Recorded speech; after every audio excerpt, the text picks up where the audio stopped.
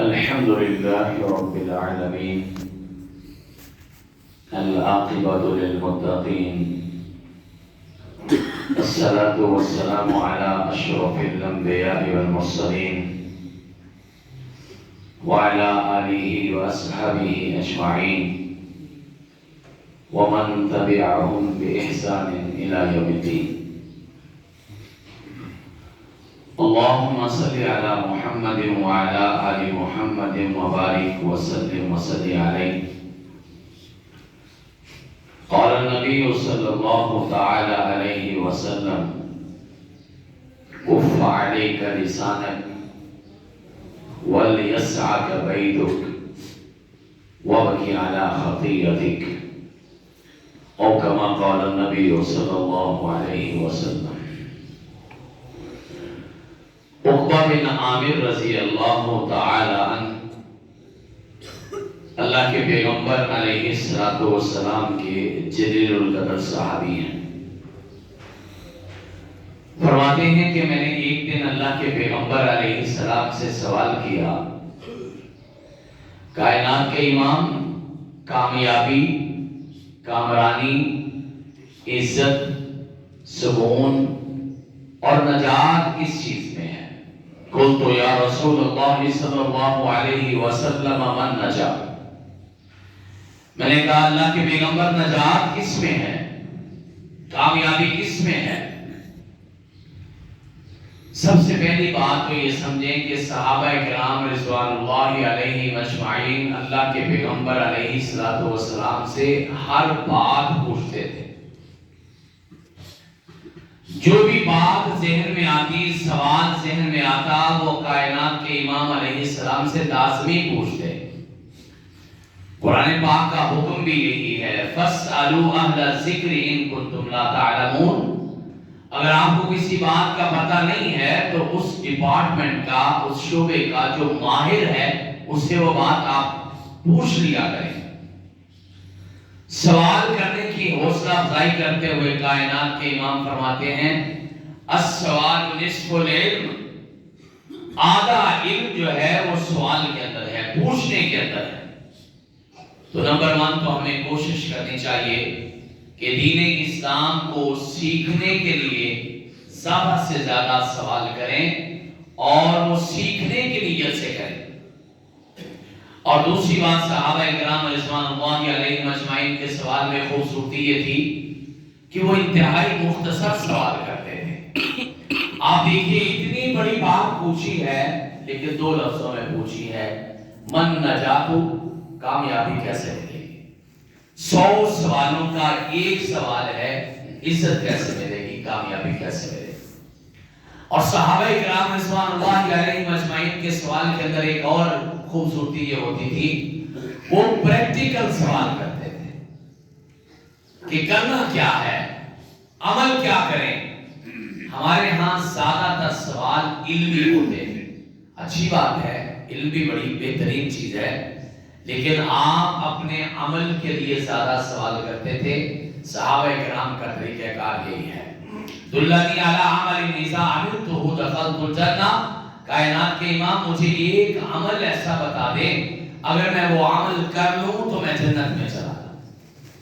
یہ سوال کا طریقہ ہے جو دین اسلام نے ہمیں سکھایا. اب آتے ہیں سوال کی طرف. سوال یہ تھا کہ کامیابی کیسے ملے. اگلی خوبصورت بات یہ ہے کہ اللہ کے پیغمبر علیہ السلام مختصر سوال کا مختصر ہی جواب دیتے. ایک جملے کے 3 حصوں میں سوال کا جواب دے دیا. اور میں کامیابی اگر چاہتے ہو نا تو 3 کام کرو. پہلا کام کیا ہے؟ کف علیک لسانک، اپنی زبان کو قابو میں رکھو. اور دوسرا طریقہ یہ ہے کہ وَلْيَسْعَكَ بَيْتُكَ، آپ اپنا فارغ وقت اپنے گھروں میں گزارا کرو. اور تیسری کامیابی کا راز یہ ہے کہ وَابْكِ عَلَىٰ خَطِيئَتِكَ، اپنے گناہوں کو یاد کر کے رویا کرو. یہ 3 کامیابی کے راستے بتائے. آپ جانتے ہیں کہ یہ زبان انسانی جسم کا بڑا اہم حصہ ہے. یہ کبھی کبھار ایسا جملہ بولتی ہے کہ انسان آسمان سے زمین پہ آ جاتا ہے، اور کبھی ایسا بھی ہوتا ہے کہ زمین سے آسمان پہ چلا جاتا ہے. معاذ بن جبل رضی اللہ تعالیٰ عنہ بیان فرماتے ہیں میں ایک دن اللہ کے پیغمبر علیہ السلام کے پاس موجود تھا. آپ نے مجھے دین اسلام کی موٹی موٹی ساری باتیں بتائی. مجھے توحید بتائی، رسالت بتائی، آخرت بتائی، فرشتوں پر ایمان بتایا، کتابوں پر ایمان بتایا، توحید و رسالت کی گواہی بتائی. مجھے بتایا کہ نماز، روزہ، زکوٰۃ، حج اور حتیٰ کہ جہاد بھی بتایا. 12 چیزیں اسلام کی ٹاپ لیول کی بتا دی. اور یہ ساری باتیں بتانے کے بعد پھر مجھ سے سوال کیا افلا ادلک بما لا ذالک کلی، اگر آپ کہیں تو میں سارے کے سارے دین کا خلاصہ اور نچوڑ بتاؤں. معاذ بن جبل رضی اللہ تعالیٰ عنہ فرماتے میں نے کہا بلا یا رسول اللہ صلی اللہ علیہ وسلم، جی اللہ کے پیغمبر بتائیے نچوڑ کیا ہے، خلاصہ کیا ہے. اللہ کے پیغمبر علیہ السلام فرماتے ہیں امن جاری کا لسان، زبان قابو میں رکھو. یہ اللہ نے بھی قابو میں رکھی ہے، منہ کے اندر لگائی ہے، بند کر کے رکھی ہے، باندھ کے رکھی ہے، 32 پہرے دار بٹھائے ہیں، اونٹوں کا شکل لگایا ہے. چونکہ یہ قابو میں رہے گی تو انسان کامیاب رہے گا. ادروائز یہ زبان جو ہے یہ انسان کو بہت ساری جگہوں پہ ذلیل کروا دیتی ہے. ایک صحابی اللہ کے پیغمبر علیہ السلام کی خدمت میں آتے ہیں اور ایک بڑا عجیب سوال کرتے ہیں جس سوال کی آج کل ہمیں پرواہ بھی نہیں ہے. سوال کیا کرتے ہیں؟ کہتے ہیں آئینا لمؤاخذون بما نتکلم به الناس. اللہ کے پیغمبر یہ جو ہم روزانہ باتیں کرتے ہیں، لوگوں سے گفتگو کرتے ہیں، کئی الفاظ روزانہ بولتے ہیں، کیا اس کا مواخذہ قیامت کے دن سوال ہوگا؟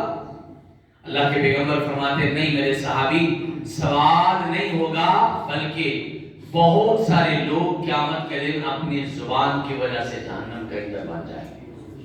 اللہ پاک آپ کو مجھے محفوظ فرمائے.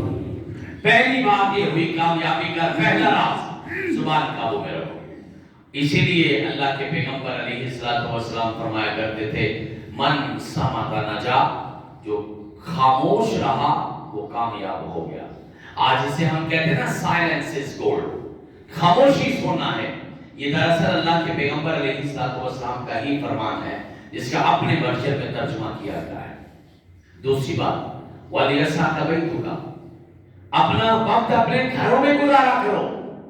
آپ گھر میں رہیں گے آپ کو گھر کی خبر رہے گی، گھر والوں کے حقوق کا خیال رہے گا، اولاد کی تربیت پہ نظر رہے گی، آپ بہت ساری مصیبتوں سے بچ جائیں گے. آپ اپنا وقت ضائع کرنے سے بچ جائیں گے، آپ بد نظری سے بچ جائیں گے، آپ بد کلامی سے بچ جائیں گے، آپ گندی باتوں کو سماعت کرنے سے بچ جائیں گے، آپ کئی الجھنوں اور جھگڑوں سے بچ جائیں گے. حل ایک ہے کہ اپنے گھروں میں رہو. آپ حیران ہو جائیے، ابھی پوری دنیا کے اندر ایک بہت بڑی وبا چل رہی ہے، اس کے کوئی آفٹر شاکس بھی واقعی ہیں اور گزشتہ سالوں میں آپ نے دیکھا ہے. اللہ پاک آپ ہم سب کو سب بیماریوں سے محفوظ فرمائے. کورونا نے پوری دنیا کو لپیٹ میں لے لیا. ساری دنیا کے سیانے اور سمجھدار بیٹھے اور انہوں نے ایک حل نکالا، اور حل کیا تھا؟ Stay home stay safe. گھروں میں رہو، محفوظ رہو. یہ جملہ سننے کے بعد میں حیران اور خوش ہو رہا تھا کہ ہمارے پیارے نبی علیہ السلام نے تو 1450 سال پہلے بتایا تھا وَلْيَسْعَكَ بَيْتُكَ. آپ کسی بھی ذمہ دار آدمی سے پوچھ لیجئے، آج کی زبان میں اس کا ترجمہ یہی بنتا ہے اسٹے ہوم، اسٹے بلیسڈ یا اسٹے سیف. اپنے گھروں میں رہو، محفوظ رہو. ایک بہت بڑا نقطہ کائنات کے امام سمجھاتے ہیں. تیسری بات آپ نے فرمائی وَابْكِ عَلَىٰ خَطِيئَتِكَ، اپنے گناہوں کو یاد کر کے رویا کرو. اس مجلس میں پڑھے لکھے لوگ بیٹھے ہیں اللہ کی توفیق سے. کیا کسی کو پتا ہے کہ میرے گناہ کتنے ہیں؟ کوئی نہیں جانتا. ہمیں خبر بھی نہیں ہے کیا کیا، کب کیا، کیسے کیا، کتنا کیا، کہاں کیا، کچھ یاد بھی نہیں ہے. مولانا عبداللہ نصری رحمۃ اللہ علیہ حدیث کے بہت بڑے امام گزرے ہیں، اپنے طلبہ کی کلاس میں تشریف لائے تو ساروں قطار رو رہے تھے. استاد جی کیا مسئلہ ہے؟ کہا بیٹا آج میں 60 سال کا ہو گیا ہوں. اچھا استاد جی اگر آپ 60 سال کے ہو گئے تو رونے والی کیا بات ہے؟ فرماتے بیٹا میں روتا اس وجہ سے ہوں کہ اگر میں آج حساب لگاؤں تو 60 سالوں کے 21,000 کے قریب دن بنتے ہیں۔ روتا اس لیے ہوں اگر روزانہ کا ایک بھی گناہ کیا ہو تو 21,000 گناہ کر چکا ہوں، اور اللہ کو کس کس گناہ کا حساب دوں۔ اللہ اکبر۔ اللہ پاک آپ کے میرے صغیرہ کبیرہ گناہوں کو معاف فرمائے۔ گناہوں کو یاد کرو اور پھر اس پہ آنسو بہاؤ۔ ندامت کے آنسو میں اللہ نے بڑی طاقت رکھی ہے۔ یہ معمولی سا پانی کا قطرہ آپ کی آنکھ سے نکل کے آپ کے رخسار تک کا سفر بعد میں کرتا ہے، اور ہمیشہ ہمیشہ کے لیے جہنم کو آپ کے لیے ضرور ٹھنڈا کر دیا جاتا ہے۔ اس لیے اللہ کا قرآن یہ ہمیں کہتا ہے فَلْيَذْهَبُوا قَلِيلًا وَلْيَبْكُوا كَثِيرًا۔ وہ لوگوں تھوڑا ہنسا کرو، زیادہ رویا کرو۔ حضرت نبی کریم علیہ السلام اپنے صحابہ سے کہتے ہیں جب وہ ہنس رہے تھے، مسکرا رہے تھے، آپ موقع پر نصیحت کرتے ہیں، فرماتے ہیں لَوْ تَعْلَمُونَ مَا أَعْلَمُ لَزَحِكْتُمْ قَلِيلًا وَلَبَكِيتُمْ كَثِيرًا۔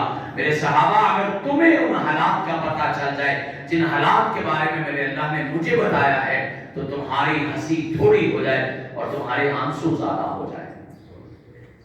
بڑے بڑے عجیب و غریب قسم کے حالات ہیں۔ سیدنا ابوبکر صدیق رضی اللہ تعالیٰ عنہ نے ان حالات کو سامنے رکھتے ہوئے بڑا خوبصورت مشورہ دیا تھا۔ فرماتے ہیں کہ من استطاع منکم من یبکی فلیبکی ومن لم یستطع فلیتباک۔ جو رو سکتا ہے وہ رو لے، اور جو رو نہیں سکتا کم از کم رونے والی شکل ہی بنا لے۔ میرا مالک تو دلوں کے راز جانتا ہے، وہ خیال کی لکیروں کو سمجھتا ہے، وہ ہمارے چہروں کو دیکھتا ہے اور دیکھتا ہے کہ کس ندامت سے آئے ہیں۔ کائنات کے امام علیہ السلام فرماتے ان ندامت توبۃ، بندہ شرمسار ہو گیا، اپنے گناہوں پہ نادم ہو گیا، ان کو الوداع کرتے ہوئے، رو دیے جدا کرتے ہوئے، مدت ہوئی خطا کرتے ہوئے، اور شرم آتی ہے دعا کرتے ہوئے۔ انسان کو شرم آ جاتی ہے، ندامت ہو جاتی ہے۔ میرے نبی فرماتے ہیں کہ ندامت ہی اصل توبہ ہوتی ہے۔ احساس پیدا ہو گیا کہ میں نے غلط کر دیا ہے، اپنے گناہوں کو یاد کر کے رونا یہ بہت بڑی بات ہے۔ اپنے مالک سے آنسو مانگا کرو۔ اللہ پاک آپ کو مجھے ندامت سے رونے کی توفیق عطا فرمائے۔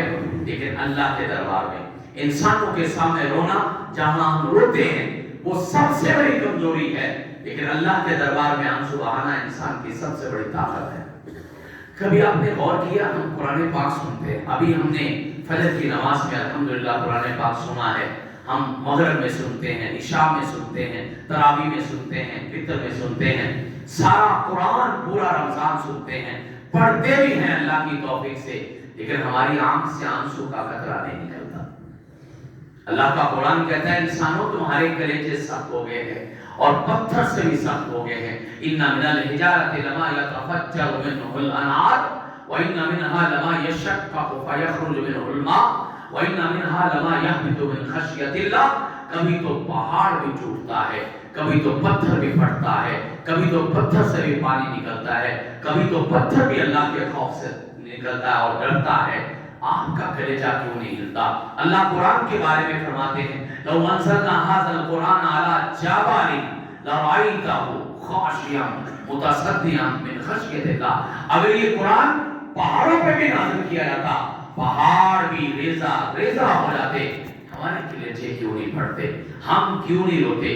ہماری آنکھ سے آنسو کے قطرے کیوں نہیں نکلتے؟ جبکہ حالت یہ ہے کہ صحابہ کرام ایک آیت پڑھتے ہیں، اسی آیت کو رپیٹ کرتے کرتے ساری رات گزار دیتے ہیں۔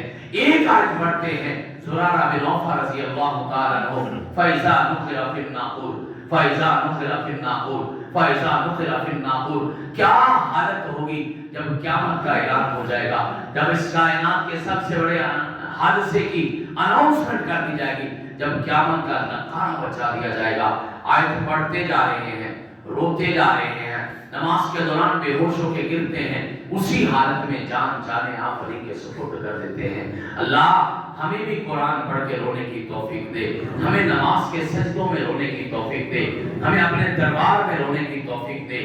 اللہ ہمیں بھی وہ آنسو نصیب فرما دے جو ایک آنسو ہی ہمیشہ ہمیشہ کے لیے جہنم کو ٹھنڈا کروا سکتا ہے۔ حضرات میں نے آپ کے سامنے یہ بات عرض کی ہے کہ نجات کے راستے تین ہیں۔ زبان قابو میں رکھو، فارغ وقت اپنے گھروں میں گزارو اور اللہ کے سامنے اپنے گناہوں کو یاد کر کے رویا کرو اور قرآن مجید کو پڑھ کے رویا کرو۔ ہمیں رونا شاید اس وجہ سے بھی نہیں آتا کہ ہمیں قرآن پاک کی سمجھ نہیں ہے۔ مجھے معاف کر دیجئے گا، کتنے لوگ ہیں جنہیں آج سمجھ آئی ہے کہ ہم نے فجر کی نماز میں کیا سنا ہے، آج ہم سے اللہ نے کیا باتیں کی ہیں۔ قرآن تو اللہ کی باتیں ہیں نا، اللہ فرماتے ہیں، ہم سنتے ہیں، کتنے لوگوں کو پتا ہے۔ اور نماز کیا ہے؟ ان احدکم اذا صلی یناجی ربہ، تم میں سے جب کوئی نماز پڑھتا ہے تو اپنے رب سے باتیں کرتا ہے۔ یعنی ہم نے رب کی باتیں سنی بھی ہیں پھر بھی سمجھ کوئی نہیں آئی، ہم نے رب سے باتیں نماز میں کی بھی ہیں، نماز کا ترجمہ ہمیں نہیں آتا، ہمیں اذان کا ترجمہ نہیں آتا، ہمیں تکبیر کا ترجمہ نہیں آتا، ہمیں دعاؤں کا ترجمہ نہیں آتا، ہمیں قرآن کا ترجمہ نہیں آتا۔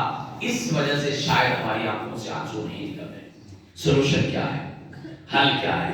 ایک تحریک شروع کی ہے اللہ کی توفیق سے جسٹ 6 ماہ پہلے، اور تحریک یہ ہے کہ دین آپ نے سنا بہت ہے، خطبات میں سنا، جمعے کے اندر سنا، دروس میں سنا، دین آپ نے کانفرنسوں میں جلسوں میں سنا اور دروس قرآن و حدیث میں سنا، لیکن دین ہم پڑھتے نہیں ہیں، سمجھتے نہیں ہیں۔ قرآن کا ترجمہ 40 سال نمازیں پڑھنے والے بھی نہیں جانتے۔ مجھے معاف کیجئے گا، دنیا کی ہر چیز پڑھتے ہیں لیکن قرآن نہیں پڑھتے۔ ہم نے الحمدللہ لوگوں کی سہولت کے لیے، لوگوں کی مصروفیت کو سامنے رکھتے ہوئے ایک چھوٹی سی کتاب میرے ہاتھ میں ہے، آپ دیکھ رہے ہیں، انعام القرآن کے نام سے یہ کتاب لکھی ہے۔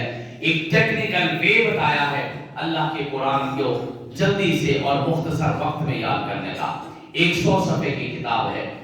اس میں طریقہ یہ بتایا ہے کہ ہم کیسے قرآن مجید کو within days یاد کر سکتے ہیں ترجمے کے ساتھ۔ میں آپ کو بتاؤں کہ قرآن پاک کے ٹوٹل 78,000 الفاظ ہیں، اگر ان کی ہم دیکھیں تو اس میں 1/3 جو ہے، یعنی تیسرا حصہ جو ہے، تقریباً 33% جو ہے وہ اردو میں ہے۔ نبی، رسول، جنت، جہنم، اللہ، رب، انبیاء کرام کے نام، قوم، آخرت اور موت، قیامت، یہ سارے الفاظ اردو کے ہیں۔ آپ دیکھیں لفظ اللہ قرآن پاک میں 27 مرتبہ استعمال ہوا، رب کا لفظ 1000 مرتبہ استعمال ہوا، قوم کا لفظ 800 مرتبہ استعمال ہوا۔ ایک لفظ عربی زبان کا قال یقول معنی ہوتا ہے کہنا، یہ قرآن پاک میں 1600 مرتبہ استعمال ہوا۔ بس یہی ایک تکنیک اختیار کی ہے، اردو الفاظ علیحدہ کیے ہیں، وہ عربی کے حروف جو ہے 75 ایسے قرآن پاک میں ہیں جو 18,000 مرتبہ استعمال ہوئے ہیں، ان حروف کی لسٹ علیحدہ بنا کے رکھی ہے۔ عربی اسماء اور افعال کو علیحدہ لکھا، لفظ لکھا، ترجمہ لکھا، تعداد لکھی، مثال لکھی، مثال کا ترجمہ لکھا۔ ایک بہت شارٹ وے ہے جس کے ذریعے ہم اگر روزانہ کے 10-12 الفاظ یاد کر لیں، بیٹھے بیٹھائے یاد کر لیں، تو 40 دنوں میں ہم اللہ کے قرآن کا پورا ترجمہ پڑھ سکتے ہیں۔ یہ درس میں تفصیل کا وقت نہیں ہے، میں یہاں بیٹھا ہوں، کسی میرے پیارے بھائی کو تفصیل کی ضرورت ہو میں اس کو اپنا یوٹیوب چینل بھی بتا دوں گا، تاکہ وہاں جا کے 15 منٹ روزانہ ایک لیکچر سن لیں۔ ہم ڈیلی 1 بجے دوپہر اس کا اپلوڈ کرتے ہیں۔ آج 7واں روزہ ہے، دوپہر 1 بجے 7واں لیکچر اپلوڈ ہو جائے گا۔ آپ 15 منٹ نکال کے وہ سنیں گے تو انشاءاللہ آپ ہم سب کے لیے قرآن کی یہ ترتیب اور ترجمہ آسان ہو جائے گا۔ مزے کی بات اور خوشی کی بات یہ ہے، یہ کتاب ہم پورے پاکستان میں فی سبیل اللہ تقسیم کر رہے ہیں۔ ہر ایک تک کتاب پہنچے، جو اپروچ کر سکتا ہے اس تک بھی پہنچے، جو نہیں اپروچ کر سکتا، جو نہیں افورڈ کر سکتا اس تک بھی پہنچے۔ یہ کتاب آج کے مہنگائی کے دور میں 200 روپے کی تیار ہوتی ہے، ہم اس کو قیمتاً نہیں بیچتے۔ ہم کچھ کتابیں 5-7 جو ہیں وہ ہم ہر مسجد میں ایک تحفے کے طور پہ پیش کرتے ہیں تاکہ لوگوں کو تعارف ہو جائے، لوگ اس کو دیکھ لیں اور اس کے بعد درخواست کرتے ہیں کہ یہ کتاب آپ خود چھپوائیے۔ اللہ کے دین کے بارے میں یاد رکھیے، ہر کیٹیگری کے لوگ، ہر ڈپارٹمنٹ کے لوگ اس میں حصہ لیں گے۔ تبلیغ صرف مسجد مسلح کا کام نہیں ہے، تبلیغ ہر ایک کا کام ہے۔ ہاں، مشورے والا مشورہ دے گا، صلاحیت والا صلاحیت دے گا، وقت والا وقت دے گا، علم والا علم دے گا، سمجھانے والا سمجھا دے گا، اور پیسے والا پیسہ دے گا۔